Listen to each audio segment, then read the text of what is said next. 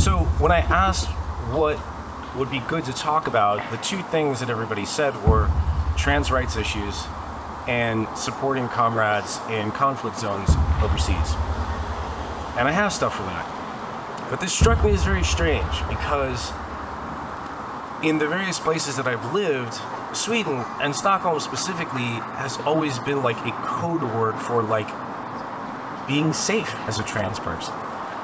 Historically, Sweden was the first place to make gender change a legal thing and do gender reassignment surgery, and it came with some weird provisos that weren't well publicized, of course, overseas, but it became, it's a code word that I had growing up. When somebody said, oh yeah, they, went to Stockholm, wink, wink, nod, nod, was code for bottom surgery.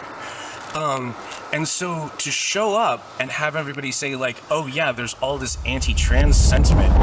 I'm Michael. You're doing fine. I do drugs stuff, pharmaceuticals. When I'm talking with normies, I say that I do human rights and global health, which is true. The methodology of Four Thieves, which is the group that I represent, is to try and get medicines and medical technologies to people who need them but don't have them. And we are agnostic as to how to do that, as in, like, respect for, like, laws and borders and shit. Like, that we try and get it done, however it is possible. So that's already why I'm talking about the DIY thing. Because, as you all know, trying to supplant the pharmaceutical industry with a different infrastructure is going to do nobody any favors.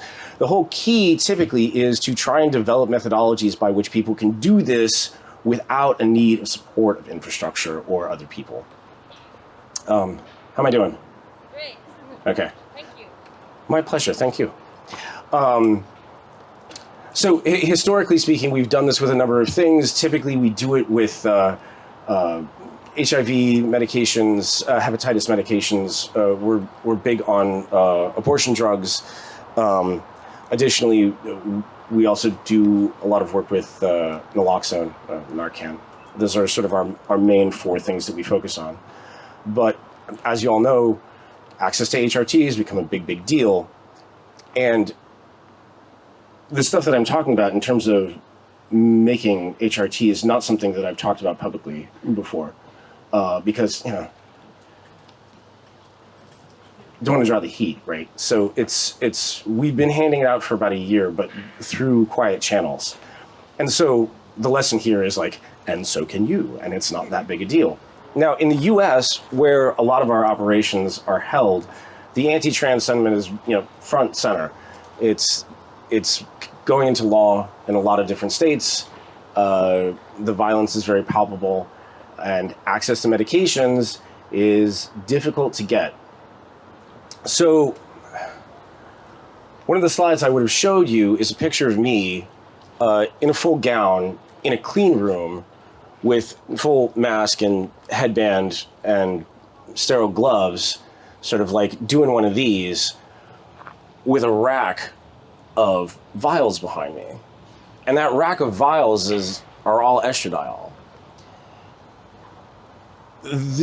You can do HRT yourself. And there's like the easy way, the slightly easier way, the hard way, and the very hard way. Now, the easy way is the way that I did it, which is you get a pile of the active pharmaceutical ingredient, then you have the oil that it sits in and the preservatives that go in it. You put it into a beaker and you stir it and it dissolves. And then you just pump it out into a bunch of sterile vials and you cap the vials. And that's it. And again, there's this other picture of me where I'm holding a box of 100 vials. And the way we formulated it, it's, first of all, for those of you who are familiar with the different formulations of estradiol, we use estradiol enanthate because it sort of is a little smoother. But the other thing that you can do with it is you can put it in a very, very concentrated form. So one 20 millimeter vial is a year's worth of HRT for the average person. Now, it varies, different people have different dosages, but that's pretty cool I think. And there's this great picture of me that I love where I'm holding a box of 100 vials. And to think about that, that is literally 100 years worth of HRT sitting in one box. And doing that took me 4 hours, and the raw materials cost less than $400, and most of it was the glass vials. Now, that's pretty wild, and I'd love to be able to say, and here's how you do it, and I can tell you here's how you do it, but there are two large problems. The first one is you need a clean room, and building a clean room is not easy or cheap, and access to clean rooms is generally restricted. They tend to happen in laboratories that are well-funded and highly secure, and also in universities, but they're not about to just be like, yeah, come on in, do whatever. There are some ways around that, but there's also problem number two, which is, I just had a kilo of estradiol in a bag. Getting that, not as hard as you'd think, but getting that and trusting it is a little hard. So, and you can research by CAS number. If you're looking for something in particular, you put in this number, it's an individual identifier, and it's very easy to find stuff. Now, in general, when you order things after you make a deal, what you ordered does show up. But it's a little different if you don't have a lab and you can test it. When it shows up, how do you actually know that it's not just a bag of cellulose and, every 10th one they just send out a blank and it's up to you to figure out that it's garbage? So if you have $10,000 and you have an expert who knows how to run it, you can buy a used high-performance liquid chromatography machine. But again, that's not accessible. That's not very realistic. However, there are services that will do gas chromatography and mass spectroscopy, and you can just break off a little, send it in, and say, what's in my sample? Now, it's not cheap, but if you buy in bulk, then it becomes so. The magic there is that, yes, if you just want to make a little bit, then it's going to be prohibitively expensive for the test. But if you do a test on 2 kilos of powder that you ordered, and it turns out that the stuff is good, then all of a sudden you're supplied for a very long time for an incredibly large number of people. So that batch that I made, I was very lucky in that I knew somebody who had built a clean room in their house, had access to be able to purchase estradiol, and it had a chromatography machine in their house. I mean, it was kind of ridiculous. I just met this girl for tea, we're hanging out, and she hands me these 2 vials, and I'm like, oh, cool, estradiol. And they looked like they came from a factory. And the reason they looked like it came from a factory is because they came from a factory, which was her house. And this is one of the things that I think is really useful as a tool when trying to think about how to approach problems of pharmaceutical science outside of the realm of the infrastructure. There is nothing fundamentally different from what you will make than what comes from the factory.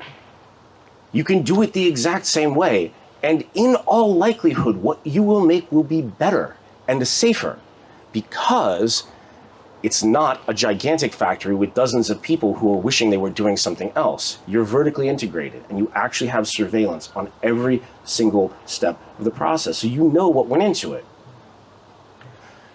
And as long as we're here and we're sharing this sort of thing, I'll tell a funny story. I was talking with my brother about one time that I dropped acid when I went to see Roger Waters do the wall at Madison Square Garden.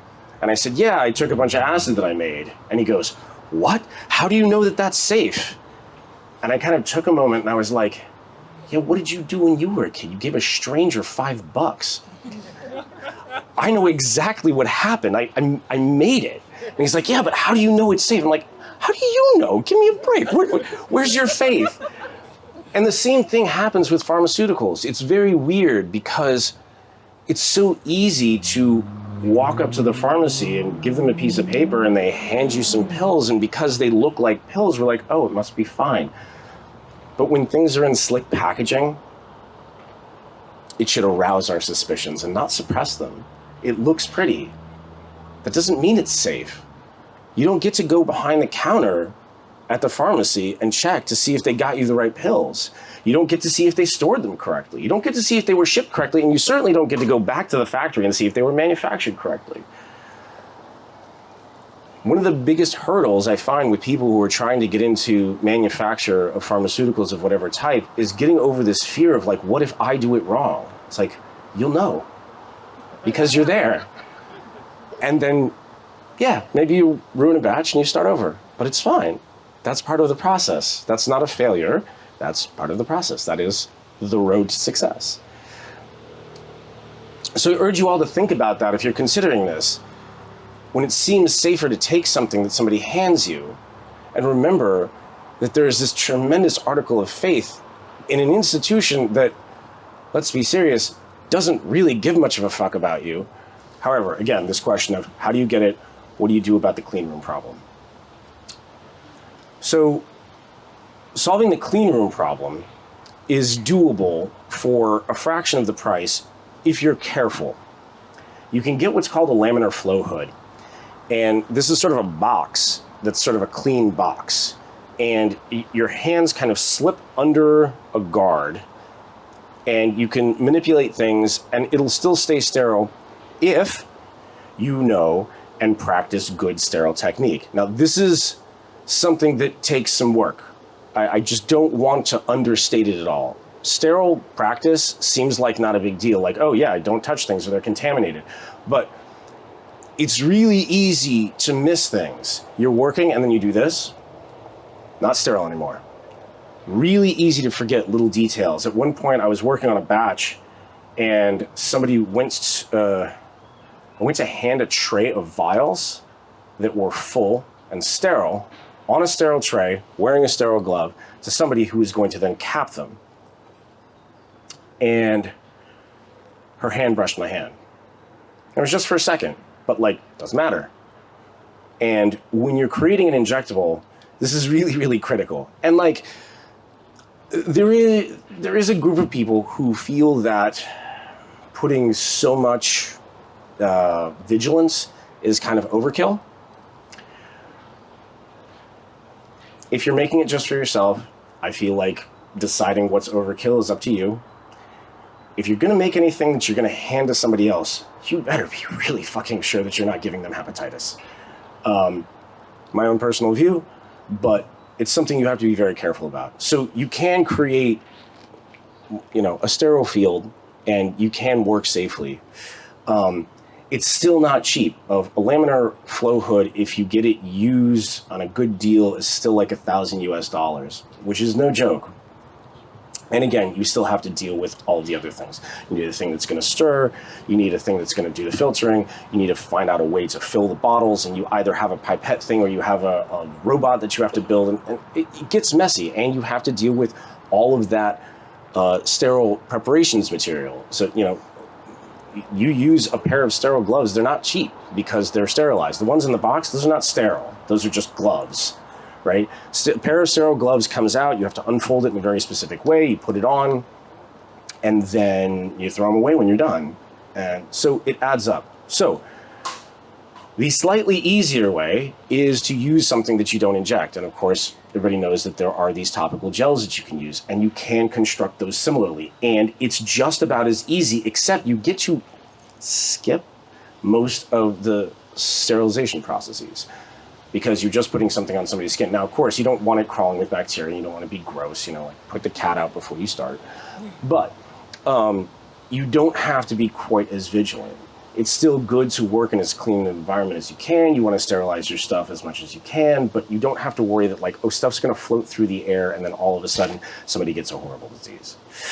And there are recipes for this. So again, for those of you who actually want to start this process, you can get in touch and I will share all of the information that's relevant. Again, I had slides for this and it's okay. So here, I feel like this chat's being a little one-sided. How many people actually would like to make HRT? Okay, like 3 or 4. Let's hang out afterwards, okay? Okay. For those of you who are just more interested in in it from an abstract perspective, or don't want to fess up, there are a number of other things that can be done. The harder way that is more robust then is if you actually generate the materials yourself. Now, there are a couple of different ways to do this. The first one is if you can find chemicals that are related to whatever steroid, hormone, or blocker that you're trying to create, and then you can do a little bit of chemistry on them. Sometimes you can get those precursors for very, very cheap in very large quantities, and you know they're good. You can sometimes even afford to buy them from the chemical suppliers. Now, this is another thing also. In the event that you kind of have an intermediate amount of money, you can buy from a reputable supplier of chemicals, and they will give you something that they have tested to be up to a particular standard of purity. You're going to pay for it though. Like, you're going to really, really pay, because again, that sort of purity is not easy to come by, and that testing process is cumbersome if you're doing it on a large scale. And then you can potentially skip a step. That said, if maybe you're not made of money, the next methodology is to get a starting material and then try and find something that's very closely related, and then just do a little tweak. And sometimes it works. And there's a sourcing problem that happens here, again, because you're trying to find something that is affordable, that is accessible, that is not controlled, and yet is as close of a cousin chemically as you can find to the target that you're trying to find. Now, there's a dietary supplement called DHEA that has a steroidal structure. And this is a great starting point for a lot of HRT drugs, magically. And the benefit of it being a supplement is that it's been tested already. It's on the shelf because it's been tested. You know that that is like, I've forgotten what the European standard is. It's EUS? It's USP in the United States, and then there's another one in Japan. But again, the standards of testing are all very similar. And so if it's gone through that process, you can be reasonably sure that it's not super fucked up. And then you can be like, I know I have my starting material. You know what you're starting with. And then the garbage in, garbage out problem, you don't have the garbage in. On top of that, if you want to take it a step further, one of the magical things that's been done recently is a number of research groups have genetically engineered microorganisms to produce hormones. Now, this is not a new science. This has been done for a very long time with a lot of things. Most of the insulin that you see on the market these days is made from microorganisms. And the Open Insulin Project, if you know them, they're trying to replicate this kind of, and they're trying to do it legally, which, I mean, okay, I get it, but one of the important lessons here is that the technology is already on the shelf. You don't have to invent anything. It already exists. You just need to hijack it. And you can hijack it in any number of ways. The like hardcore hijacking is you find out where the manufacturing is going on, and you just get one of those bacteria, and just one, right? It's like data. Once you have one, you can make as many as you want, and that's the magic of it. And also, once you have some, you can make some for everybody you know, and so can they. And it becomes like a torrent, right? Except it's biomaterials. Sometimes that's not super accessible, and you don't want to do a caper and break into some lab, as fun as that sounds. The other thing that you can do is if you have somebody who has experience in synthetic biology, somebody who's a grad student and they're sick of being abused by their advisor, and you're like, hey, want to do a project on the side, right? You'd be surprised how often people say yes, they just want to do anything that's not like being abused. Surprise. It's not that difficult, and the instructions exist because every one of these fucking things is patented because of the, horrors of intellectual property law. The one saving grace is that you have to put a phenomenal amount of detail into your patent or it doesn't get granted. So typically, the vector that you use to infect your microorganism is going to be written down, and you can just go up to somebody who knows how to do this and be like, can we do this? Now, proviso, the hard part is finding a biologist who specializes in the particular thing that you're working with.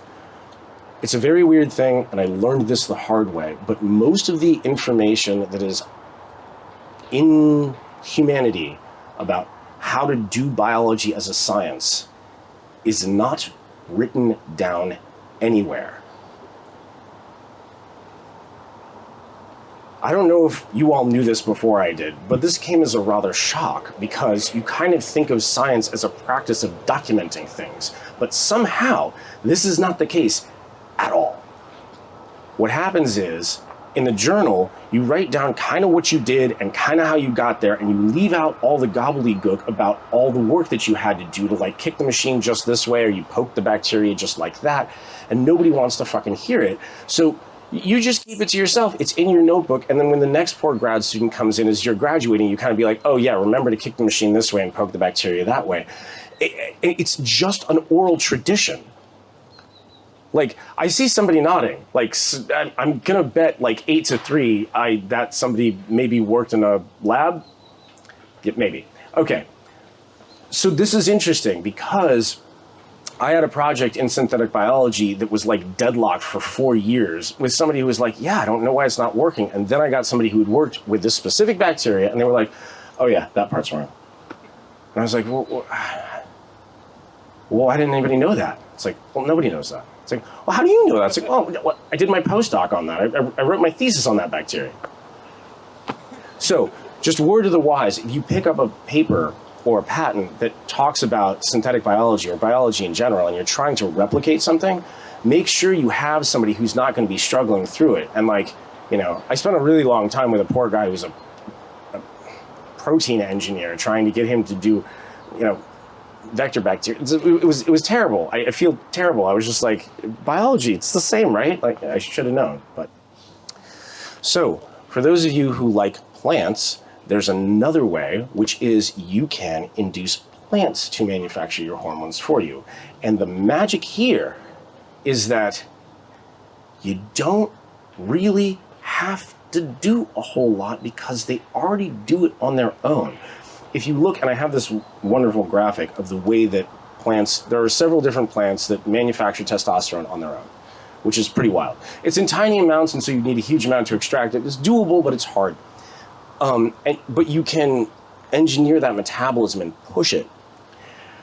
But the really cool part is when you look at the metabolic pathway, it's a nightmare. It's this giant thing. And if you were doing it synthetically in a chemistry lab, you'd be there a year. But the plants don't even have to think about it. It's already built in. And so all you have to do is just kick it a little harder. And again, the work's been done for you. This is not like some new idea. One of the things at Four Thieves, like, we don't invent. We just hijack.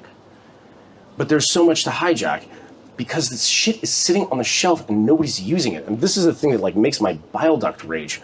We have all the medicine. And it says something so tragic about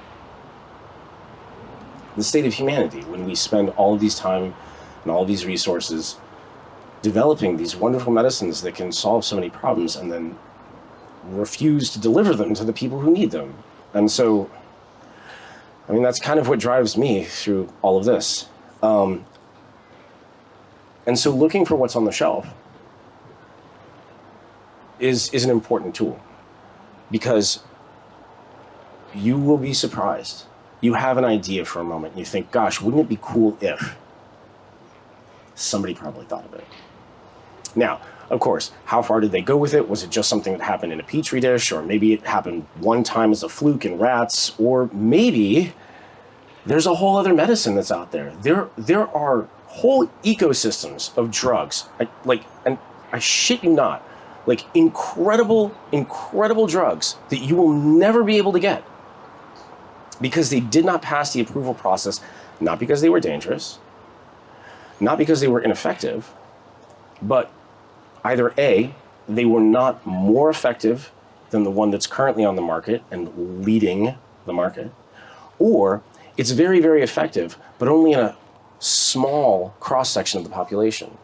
If you have something that's a miracle drug for 20% of the population and does nothing for the rest, that will never be approved, which means you can never get it. And that miracle drug for that swath of people is just gone. But if you dig, you can find these. They're out there. There is a syndrome called aromatase excess syndrome.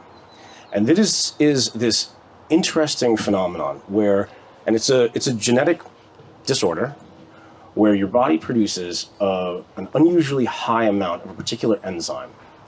And this enzyme will turn testosterone into estrogen. I just got a really good smile from somebody. I'm not going to point them out, but the person who just smiled at me, you made my fucking day.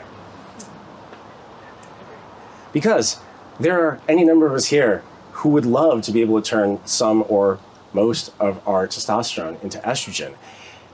And one of the things that's really cool about this is that unlike traditional HRT, where you're putting hormones into your body that weren't there, and then your body gets disoriented and fights it because it feels like its endocrine set point is in a different place, you just say, no, the set point's over here.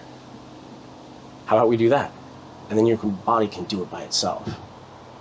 Now, this isn't science fiction, right? This is a disease. And it's a genetic one, which means it's coded by a gene, which means you can induce it via a gene therapy. And this has not been done in humans yet. But these methodologies have been tried, and there are ways that you can hijack the salivary glands in humans, or any other mammal for that matter, and generate enzyme of your choice or hormone of your choice. And all you need is a little piece of DNA. And again, there are academic papers on this. Nobody's ever just really connected the dots and said, well, why don't we do this on purpose? And I don't know, some people like needles. Some people like enjoying their medicine. Some people would like to do it once and not have to think about it ever again for the rest of their lives. And I think that would be pretty dope. So that's like the super hard way. And again, I have documentation for this for anybody who's interested in that sort of thing. When I was putting this together, I was reminded of a quote from the Middle Years by Henry James.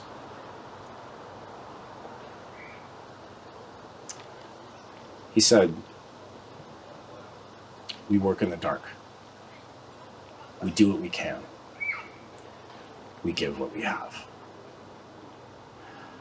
Our doubt is our passion, and our passion is our task, and the rest is madness of art." Thank you so much.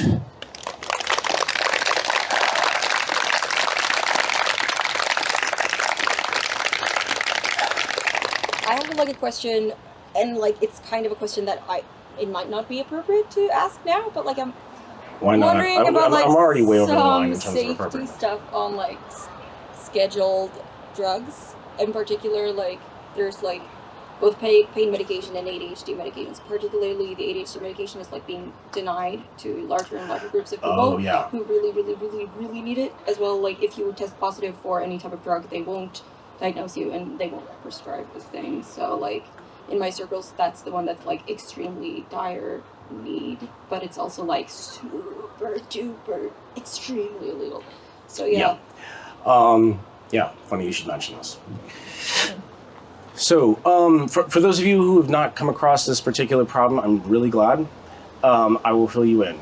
In a lot of places in the world, the situation with which I'm most familiar is the situation in the United States, but amphetamine-based ADHD medications have just run out.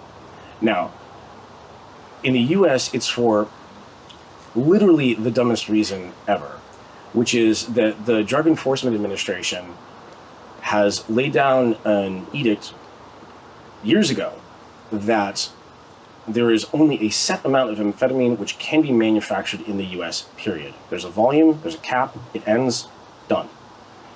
Same thing with imports.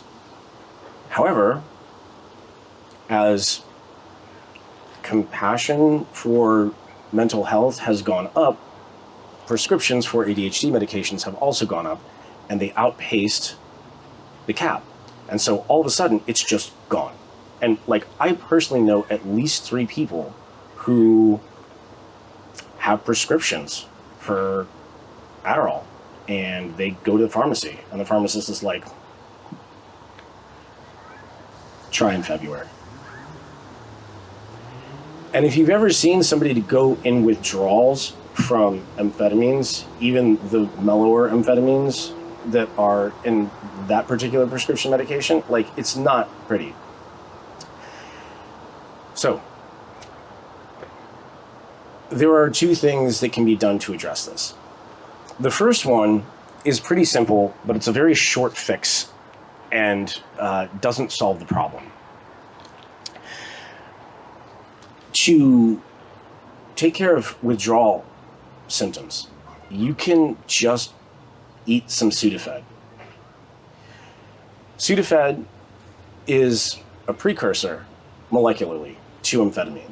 They're similar in their function. It's not going to replace the medication. It will not do the magic.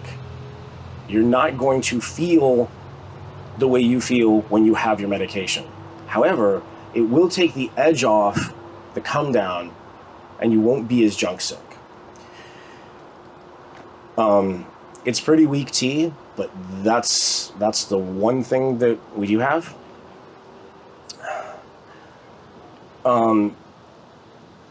The easier route is to, as you mentioned, it's very, very illegal, but just buy them on the black market. And I know I say that like it's not a big deal, but you know, the dark web is out there. There are people with these. Depending on how things move, usually you can get them for not terribly expensive. The one place where this gets a little weird is that most people who have Adderall prescriptions have Adderall, what's it called? Extended release? Yeah, XR, Adderall XR. It's extended release, right? The idea is that you take it and it sort of like lets you glide through the day rather than like being super spiky. The truth is this, it's pretty janky the way they do the extended release. If you ever look at one of the pills, they're filled with a bunch of little spheres. Half the spheres have no coating and they just dump into your system, and half of the spheres have coating that's supposed to last like 4 hours, but that depends on your stomach chemistry, what you ate, how long. And so for anybody who's ever had this experience, it's like it's the middle of the day and it's wearing off, and then like it's gonna kick in, but is it gonna kick in like right now or like after lunch? And so the simpler way to do this, and better and more accessible, because when you buy it on the black market, you can't get extended release. Nobody has it. You go to the black market, everything's instantaneous release, because most of the market is not for people who are treating their ADHD. Maybe. All you do is you half the dose and you take it and you take another one 4 hours later, and it's better because you're in control instead of having something that might or might not spike sometime in this like 2 to 3 hour window. So those are the 2 techniques that I know of currently that are effective for that one in particular. The one thing that I was rather crestfallen to find out is I went to the chemistry team at Four Thieves and I was like, hey, there are all these people who need amphetamine, right? And like on every street corner, there's meth. Those are similar, right? And they're like, yeah, but you can't do that. And I'm like, well, wait a second. It's just one methyl group. You're just removing the methyl group. And they're like, how long do you want to talk about how hard that is? And they explained it to me, and it's true. Like demethylating methamphetamine to make regular amphetamine is very hard from a chemical standpoint. And I was really, really bummed because meth is easy to get, easy to make. It's all over the place. It's cheap as shit. Like it would have been great, but it's not doable. And the other moral of the story here is utilizing it as a substitute for regular amphetamine is generally not a good idea. If you're feeling withdrawals because you don't have your amphetamine and you switch to methamphetamine, yes, your withdrawals will go away for a short time, but they will be replaced with different, more intense, and probably less pleasant ones. And at the same time, also, that wonderful, like, glidey focus that you get is going to not be super smooth. Ask people with lived experience, and they will tell you. I wish I had better answers, but this is where we're at right now, and those are the only things that we've come up with. And again, like, we've had a lot of around the table being like, what the fuck do we do about this? Everybody's suffering. This is a disaster. And that's just kind of it. It's like, you can't get the extended release stuff. It doesn't matter. Dose it differently. Get it on the black market. If you can't get anything, taper off with Sudafed and, you know, cross your fingers and, you know, try to be nice. But you have to come back. My hearing is shit. If you were to hypothetically have access to regular amphetamine and lisdexamphetamine, Vivance is the one that you usually take. Do you have any advice on like dosing it properly and like, you know what I mean? Oh yeah, so that's super easy. If you have a bag of amphetamine, you just want to make pills, like no problem, super easy. There are a couple. Amphetamine is extended release, or like it's a Sorry. Oh yeah, sorry. You can... So the Listex part is like the hook that makes your liver like take it apart slowly. So like it's also like extended release. So oh, releases it changes your metabolism. Yeah. Okay. So again, if you have all the bits and pieces, all you need is a scale. There are a couple of different ways to do this. Now, the safest and most labor-intensive way is you measure out the dose for every single pill. Put it in a gel cap. Put it in the bowl. It takes a long time, but the benefit is that you, again, have perfect surveillance over every single thing.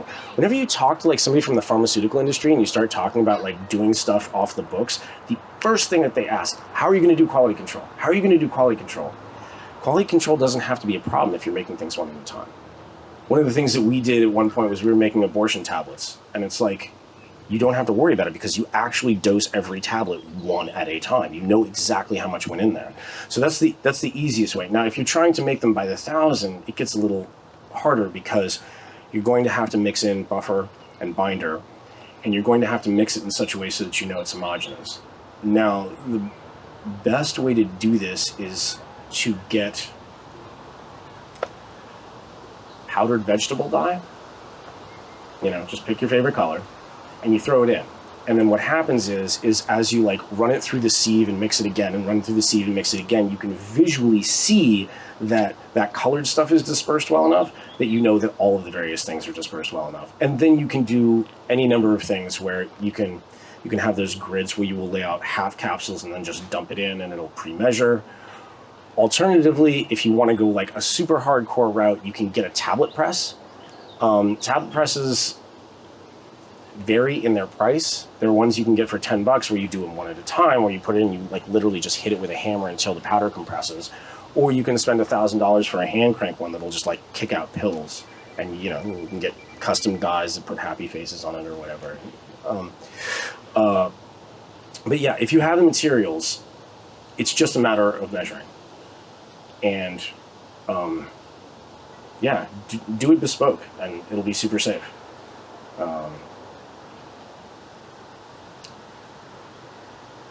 It's really good when you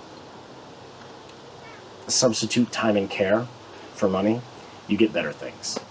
And that's one of the things that I like most about DIY medicine. You get better. Like, it's just better stuff, and you know, and you don't have to worry. So yeah, in the case of that, that's all right. Who else wants to hang out? You mentioned that you don't invent things, so this might be a little bit out of your scope. But do you know anything about like alternative sourcing for? I'm thinking specifically about like phytoestrogens for HRT, but for any of the things you've talked about, like finding it in your area through plants, through other. Oh, places. just getting it. Yeah, just getting it. Yeah. Like if you don't have access to it, buy in bulk from across the world. Buying in bulk versus buying in small amounts. So again, this this has the trust issue again, right? That you have to wrestle with. Either, it comes and you're like, well, it's probably good, or you find some way to test it if you're going in small amounts. There are two ways to get around the bulk pricing thing. Oftentimes, you can, it is like an industry standard that if you find a source for any chemical, that you can buy a sample for testing. And that might be all that you need. But it's a very standard thing, right? Because again, even within the industry, you don't trust, you verify. And so it's a very standard thing to say, we need to see some of what you've got before we buy, 800 kilos of it. And they will send you a small amount for a fee. Additionally, if you go to any of the sort of web crawler services that look for chemicals like ChemiSpider or ChemCrawler, any of those, each one of the vendors will have a minimum amount. And oftentimes it's 100 grams. It's especially for things that are potent in small doses like hormones, because they know you're not going to be needing large amounts of it.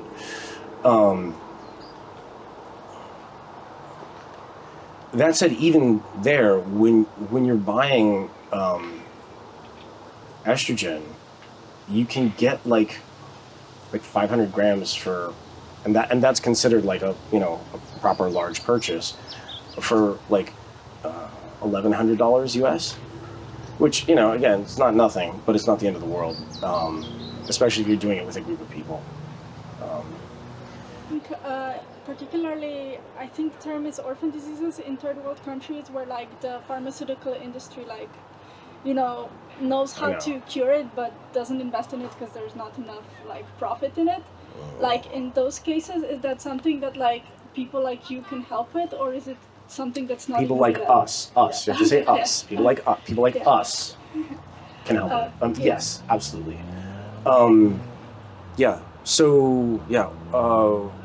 Neglected orphan diseases in third world countries is a big deal, and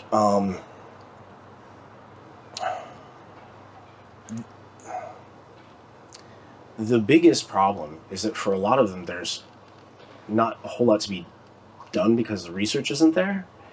Like dengue is a fucking nightmare. And if you think about tropical diseases, right, dengue is a huge problem in Singapore, which is one of the richest nations in the world, and their solution is they're doing a gene drive to wipe out all the mosquitoes. And they have this very, very strict policies of you can't have open water, and they have people who go through and sweep, and they have endless amounts of money and a very small country, and so they can handle it. In most places, it's just not a thing. And for those of you who do not stay up late reading about horrific diseases, dengue is horrific because there are 4 serotypes, and you catch it once, you'll recover and you'll be fine. But then when you catch it a second time, it's a different type, and your body doesn't know how to recognize it, and then it eats you alive, and it's fucking horrific. It's so terrifying. So what the hell do you do about that, right? It's this strange thing because there isn't something on the shelf that we can just reach for. That said, for the other ones, again, if you go through the cycle of saying is there something on the shelf, and it's just that it's not getting there, sure, that's totally doable. And if there are any in particular that you're thinking about, or any of you are thinking about, and you want to go attack one, call me. I'm super into it. I would love to wipe out a disease. What could be better? I'd like to do that with a lot of them. I got a list, in fact. So yes, it's not different. That said, when you look at people who need medicines and medical technologies and don't have access, it typically boils down to one of 3 reasons. It's either legality, or it's price, or it's lack of infrastructure. And oftentimes the lack of infrastructure is the thing that breaks down along with the price in third world countries. And yes, if you if it turns out that it is just a logistical and price problem, then you can solve that elsewhere and import it if you're clever about it. Again, it gets tricky sometimes because imagine for a moment you're local friendly bioterrorist and you mix up a batch of some sort of drug that's going to be very useful to a place. And you come in and there are a bunch of human aid workers who are working on it and you're like, hey, here's what I got. Do not be terribly surprised if they tell you to fuck off because your pills don't have little stamps on them and they did not come approved with blister packs. For neglected, I mean, they're called neglected for a reason, right? And that is the biggest problem, is that the research isn't being done because nobody cares. I hope that will continue to change a little bit, and the second that something comes out that's useful, like, we'll be there to hijack it. So, get in touch. And I'm wondering, do you publish your the stuff you develop anywhere, and how do you do that safely and all that good stuff? Again, sometimes I overlook the big things. Thank you. The hard line to our server was cut 2 weeks ago. We did manage to repair that. It's unclear who did that or why. Shortly after that, the motherboard on our server got burnt. And again, it's not clear how that happened. Probably coincidence, but who knows? That to say, our website is currently down. The server is being rebuilt by the hardware people. It will hopefully be up. Where did you go? Oh, hi.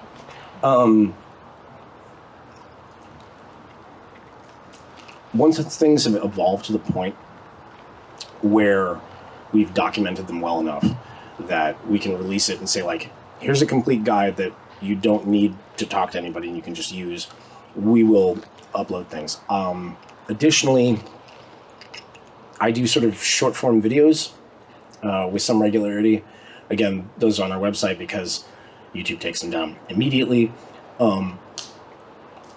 We try to mirror those on the Internet Archive, although they took some of our shit down not too long ago, and I was really displeased, but when I raised the fuss, they put it back, or at least some of it. So it's out there. fourthievesvinegar.org. We're around, and many of my older talks are still on YouTube, and some of them have been taken down, but because they were through other organizations that don't self-describe as terrorists, like, they leave them up. A lot of the stuff that I just talked about is still in process, so this isn't stuff that we have like strong, strict protocols for. That said, if you are looking to do DIY HRT, we are not the only gig in town. There are a number of other groups that are doing it. They're doing it differently, and great. It's wonderful that there's a bigger ecosystem, and there are other ways to do it. Do your own reading, decide what you think is safe, and what you'd prefer. But I heard from our hardware guy today that he's, rebuilding the server, and hopefully it'll be online in the next 30 or 40 hours. But I'll also be around for the next 30 or 40 hours if you want to hang out. I'll be around. Don't worry. Second thing is, do you have any tips for how to network? Yes, this is a big thing. It's so funny that you mentioned this because I've been spending a lot of time thinking about this very recently. A friend of mine named Deviant Olm just made a wonderful video about preparedness. Very long, but worth watching, where he talks about locksmith, lawyer, passport, gun. And basically his premise is, here are 4 things that are not particularly special, but if you need one, it's too late to go and get it. So be prepared. There's one little glitch with his talk, though, because a lot of what he talks about is exactly what you're describing, right? Having a community of people, having a lot of mutual support, having a trusted network, being able to have people who will jump in and take care of things when you can. And he has that because he's the most lovable guy in the universe. Like, you hang out with this guy, and the only thing that's irritating about him is, like, at least to me, is I'm like, I sit with this guy and I go, fuck, you know, I could be a better person. Screw you. You know, he's just a wonderful, wonderful, wonderful guy. Like, in every way, just like, it boggles the mind. So, of course, he's probably got 1,000 people in his phone. But how do you get that? Trying to find allies is not trivial, especially with the cloak of deceit that social media sells you, that you will find your people, when it's designed to do rather the opposite. And it's so disappointing because you know they're there, but somehow, like, things just never quite connect.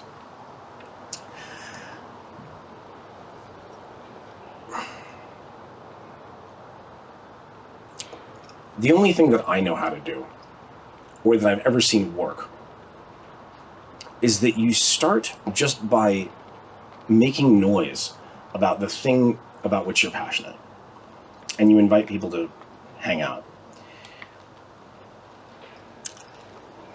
I knew a guy who used to throw parties. The only reason he threw parties is because he wasn't making friends, and he just decided he was going to throw the sorts of parties that he would want to go to, and he figured people he would like would show up, and it worked very effectively. So in a similar way, if you start being kind of public about whatever you're doing or whatever you're into, you can, you know, people will show up. And it's a long, slow process, but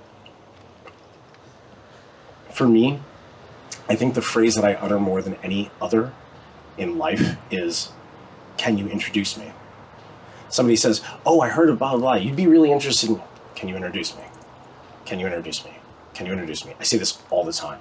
And, you know, plenty of times, like, well, I don't know them. Like, do you know somebody who knows them? Can you introduce me?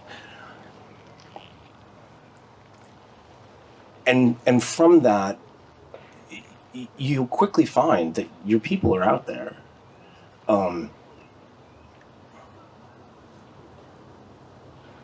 think a lot of people are under the illusion that maybe their people aren't. But they are. They have to be. There's no way there aren't. Hard to find. Yeah, sure. Cool. And for people who are like, oh, you know, I'm not a people person, I don't like, that's not true. You just don't like shitty people. Okay? And that's the reality. Like, none of us do. Trying to find people who gel with our own personal weirdness is difficult.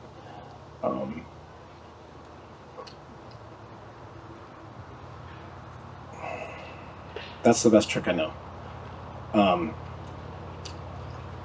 And eventually, you know, you'll develop filters where you'll know pretty quickly if somebody is one of you or not, and you can kind of be like, oh, okay, cool to meet you. I'm like, I'll buy you a drink sometime, but like, cool. I mean, and that's part of the reason I'm so obnoxious, right? Because it's a really great filter. If I say hi, like, I'm a bioterrorist, like, you know, cool people are going to be like, cool, what'd you do lately? I'm like, all right, I'm buying. You know, and then, you know, normies will be like, what? Sorry, I have another appointment. You know, you can bail. Whatever your version of that is, just take the thing that you like about yourself and just crank it up and just be like, hi. And you'll know. And then, you know, you just run that cycle. I mean, I don't want to be too like maudlin about it, but like it's a lifelong process. You're never going to stop trying to find more people that are closer to the way that you operate. Don't ever give up. I've been trying to find my people forever. And every so often I find another one, and it is the best thing. And, you know, you can hang out in a target-rich environment where you are more likely to find people who get it. And events are really great for that.